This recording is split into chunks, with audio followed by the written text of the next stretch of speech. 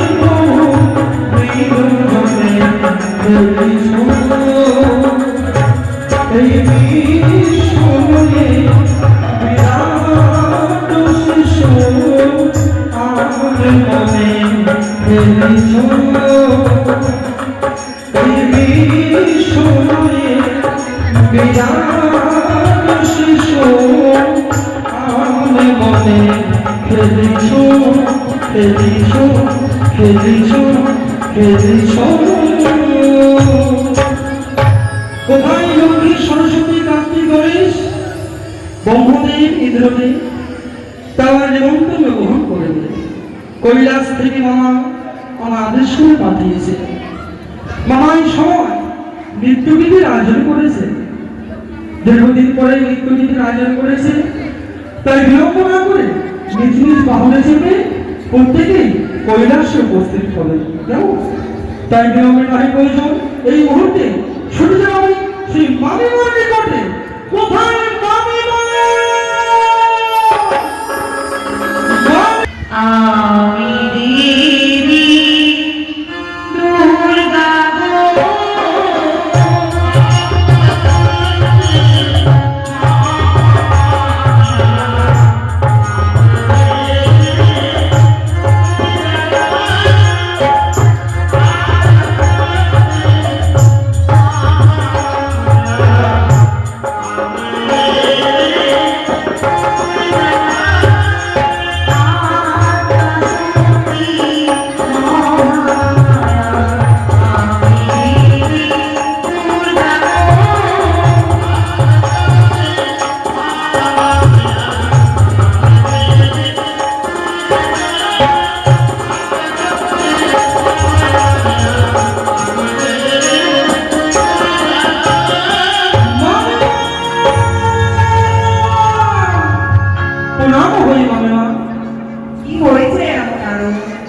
মামিমা নৃত্যটি গাঁজা ভাঙ ঢোকরা কার জন্য তৈরি করে দেওয়া হয় জানতে পারি মামিমা?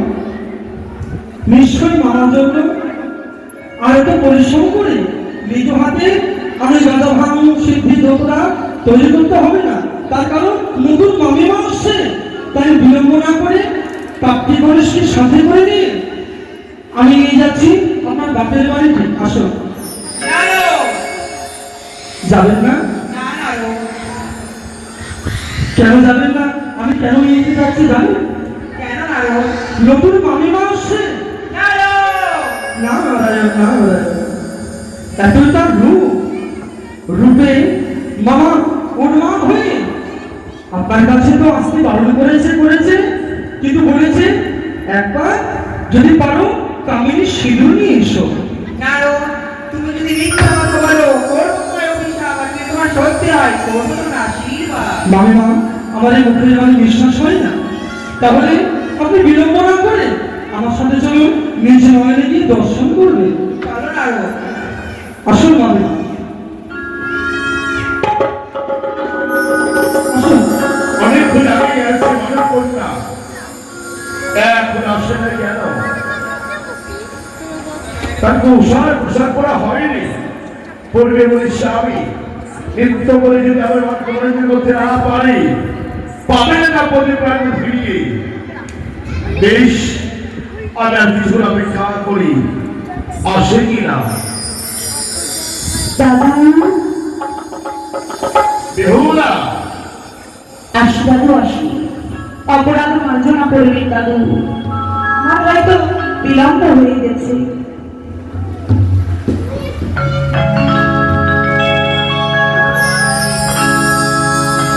মামা চেয়ে দেখুন, এই কৈলাসে এক এক করে প্রত্যেক দেবদেবী এই আনন্দের সংবাদ পেয়ে আসন গ্রহণ করেছে। তাই সে আপনার নৃত্যগীত আরম্ভ করতে বলে। না দিনি দাদু, এবার যে দেবী নিজে নিজে আসনে বসে রয়েছি, এবার তোমার নৃত্যগীত আরম্ভ করতে পারো। দাদু, সকলে দেবী নয়, আমায় করে আশীর্বাদ। আমি জানাই আজ এই দেবীর সময় নৃত্য করে সকলে দেবী দেবীর মনকে করতে পারি যায়। আর যদি পরাজয় হয় তবে যে আমি আমার স্বামীর প্রাণ ফিরে পাবো না। সকলে আমায় আশীর্বাদ করুন। ও কি নাচে বিহুলা রে,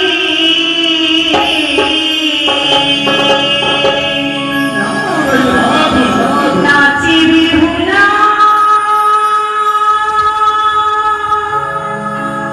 দেবতার সমাজে।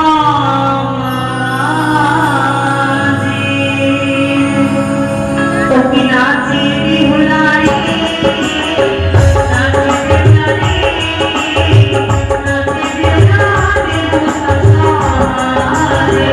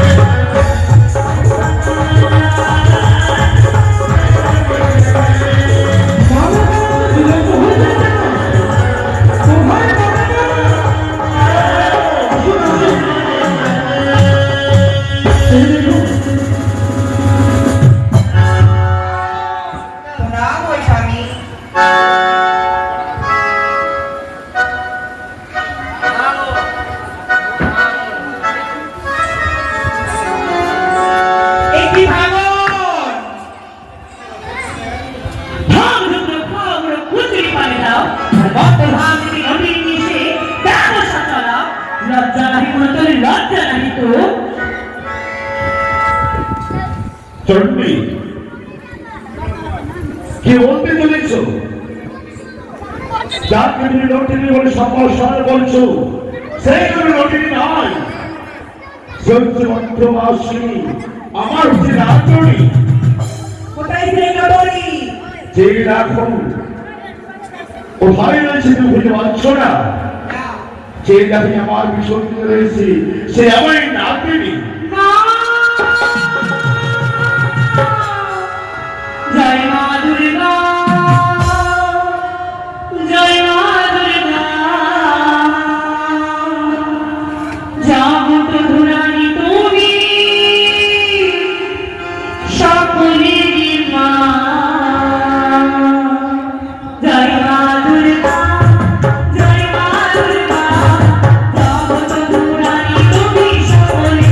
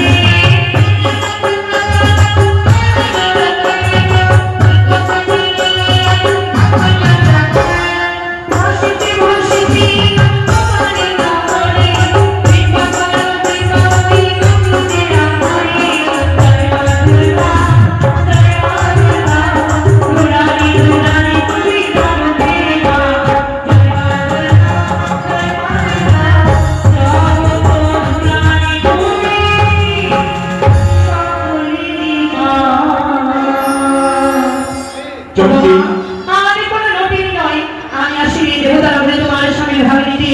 আমি এসেছি আমার স্বামীর প্রাণ ফিরিয়ে দিতে, আর তাইতে এসেছি উচিত বিচার তোমাদের মাঝে। চন্ডী যদি সে সত্য কথা বলে থাকে, একমাত্র আপনার হস্তের ত্রিশূল উষা ছাড়া কেউ কিন্তু ধরতে পারেনি। তাকে পরীক্ষা করুন, সে যদি সত্য কথা বলে থাকে তাহলে সে আপনার হস্তের ত্রিশূল কিন্তু ধরতে পারবে। তাই হবে বাবু। জয় জয় মা চণ্ডীর জয়।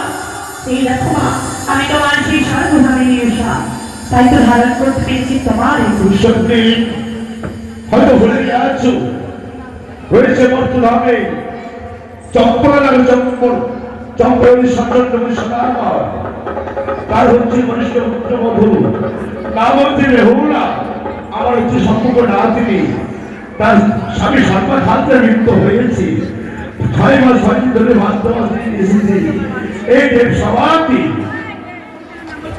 এই আমার কন্যা কোথায় তাই বলতে চাইছো? তাই তোমার কন্যা পদ্মাবতী, এই সময় রাখো। নারদ হ্যাঁ মামা, বলুন। সকল দেবতা বিরক্ত করেছো কেন? আমার কন্যা আসেনি কেন? মামা, সে এখন আসার অধিকার পায়নি, তার কারণ বিশ্ববাদী বিশ্বপূজিত হতে পারেনি। এই কৈলাসে আসবে কি করে মামা? নারদ চলে যাও, শুধু শিক্ষক নেই সেখান হইতে পদ্মাবতী আসবে দেব সভাকে। বেশ মামা, আমি এই মুহূর্তে ছুটে যাচ্ছি সেজোয়াই পদ্মার নিকটে। কোথায় ভগিনী পদ্মা?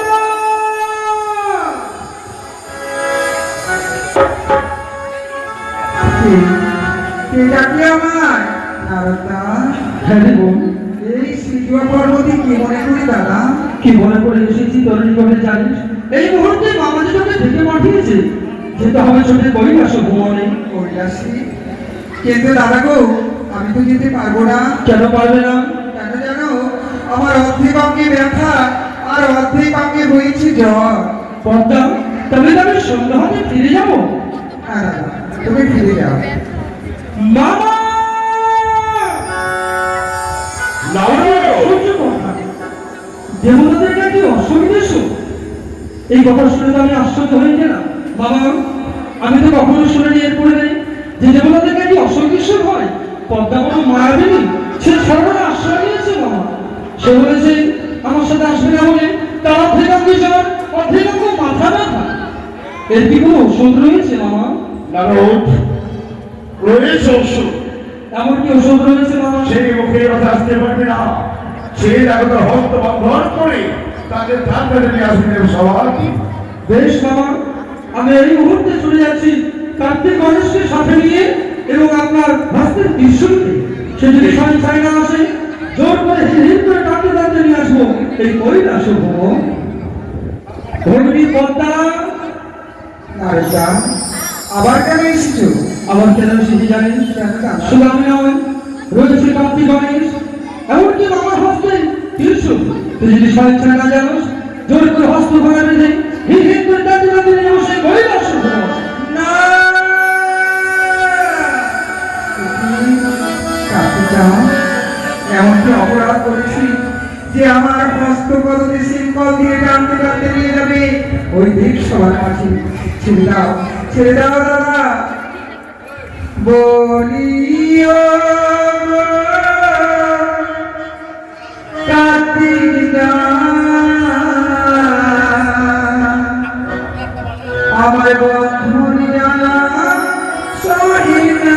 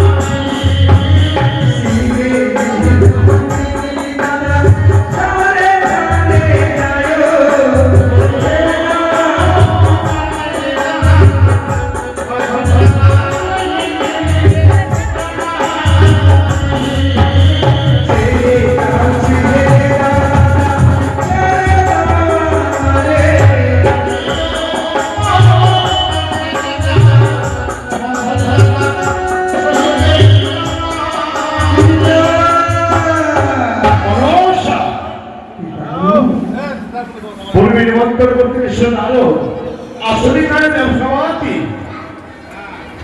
পিতা গো, 12 মাস 13 ফুটে স্বর্গ দেখে পাই, আর তোমার নন্দিনী হয়ে আমি শাড়ি খাইলাম। আমি তো দেবী হতে পারিনি, দেবীর স্বীকৃতি তো আমি অর্জন করতে পারিনি পিতা। মনসা আমি একদিন তোমায় পাঠিয়েছিলাম ওই মর্তধামে চম্পলা নাগরী জানো বলে ঠিকানা পার হয়ে যাবে তুমি চম্পলা নাগরী সন্তপতি সদাগরী আলাই যেদিন তোমাকে সন্তপতি সদাগর পুজো করবে সেদিন তুমি বিশ্ব মাঝারে ওই বিশ্ব পুজো হতে পারবে পিতা, তা না করে তুমি কার ছেলে খাচ্ছ কার মেয়ে খাচ্ছ তুমি কি পুজো পাবে পিতা গো, কি বলছো তুমি? এক মুষ্ট মুসলিম জন্য আমি পাগলের মতো ছুটে লাগাই, তো বুঝি ওই চাঁদ সদাগর আমার রাগা চরণে পুষ্পাঞ্জলি দিল না, তাই তো পিতা আমি তোমার সব কথা শুনবো, আমার হস্তির বন্ধন খানা খুলে দাও না পিতা। শোনাও এটি হচ্ছে দেবসভা 33 কোটি দেবদেবী সেই তোমার হস্তবন্ধন মুক্ত করে তবে বিমুক্ত পাবে নবে তোমার হস্তবন্ধন তুই তাহলে হ্যাঁ তুমি দেখতে চাও এই মঠ ধামে আমি আমার কতগুলো ভক্ত রয়েছে, হ্যাঁ বেশ পিতা তাই হবে। তাই তো আজ মা মনসার হস্তে বন্ধন করেছে। ওগো মায়েরা, ওগো বাবারা, এই বন্ধন সকলেই খুলে দিতে পারে না, যে খুলে দেয় তার ব্যবসা বাণিজ্যে উন্নতি হয়, তাদের সংসারে সুখে ভরে ওঠে। তাই আপনারা একটু আসুন আর মা মনসার হস্তের বন্ধন খুলে দিন। আরে খুলে নাও খুলে নাও দয়াল মনে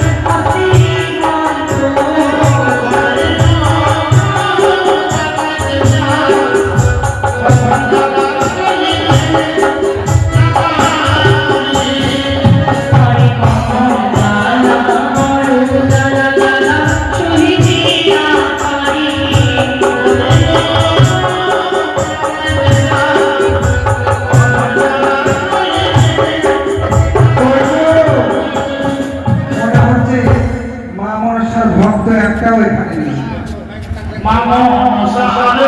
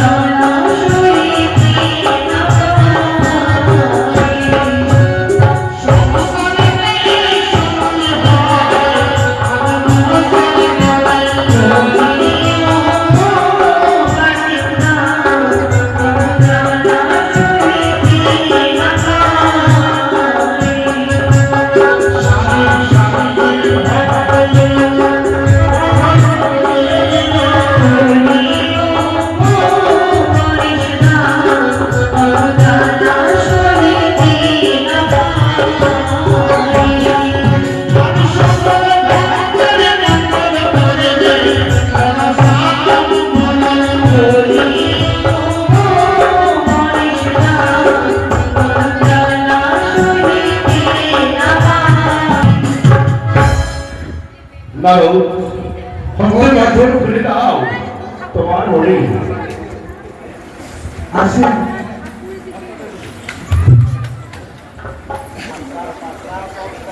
পিতা গো, এই ঘটনাটাকে তুমি চেনো এসে মা প্রণাম তোমার চরণে গুরু। দাঁড়াও, এ তুমি আমায় তুমি চিনতে পারছো না তো? মাগো, আমি তোমার সেই বেহুলা দাসী মা। বেহুলা? কোন বেহুলা? কোথা থেকে এসেছো তুমি? মা আরে কত ছলনা করবি তো ছলনা করি। সর্বপুরী ছিলামই আমি ইন্দ্রবিদ্যাধরী, ছল করে মর্তধামে আনিলে বিশ্বহরি। মারিয়াদের জন্মদিনী শাহরাজার ঘরে ভট্ট করে বিয়ে দিলে তুমি চম্পলা না করি।